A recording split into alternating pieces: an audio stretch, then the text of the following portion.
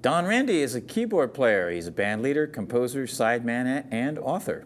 He has performed on numerous recordings, unbelievable, as we'll get into, including the famous Wrecking Crew, also a diversity of artists such as the Beach Boys, Linda Ronstadt, Quincy Jones, Cannonball Adderley, Frank Sinatra, Frank Zappa, The Wall of Sound with Phil Spector, on and on and on. He's played live on stage with Nancy and Frank Sinatra. He's released his own jazz albums, fronted a band called Quest, and he owns the famous club, The Baked Potato, in Studio City, California. You had a lot to do with pulling together Cracklin' Rose, too, right? Yeah. With Neil Diamond in the studio. That was so lucky for me. I loved that song when I was a kid.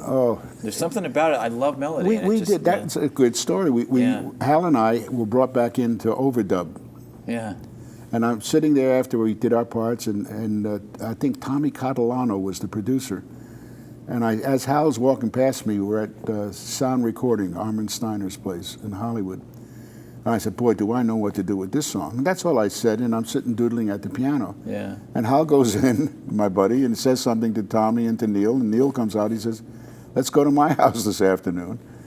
And I got to arrange, I put all the horn parts and string parts on Crackling Rosie, and it was the first #1 record for me that I had arranged. Wow.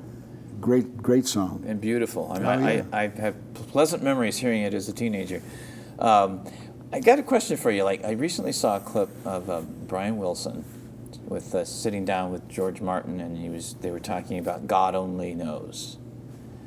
And George Martin was really enamored with it. And Brian Wilson basically said that when Martin asked him about music, he said, where does it come from? And Brian says it comes from a higher place in the mind, and then he said real music comes from the heart. What do you think about that? I think he's absolutely right. And of all songs that you picked, there's a section of that in the middle where it goes bump, bump, bumpy, bump, ba-da-da-da-da, bump. Brian and I had a fun argument over that. Actually, you can find this on YouTube, too. We were going back and forth, and I said, Brian, let me play it short. Everybody should play that part short because he had it playing very flowing and pretty. And I talked him into it. Wow. And that's how it ended up on the record. Wow. The short version.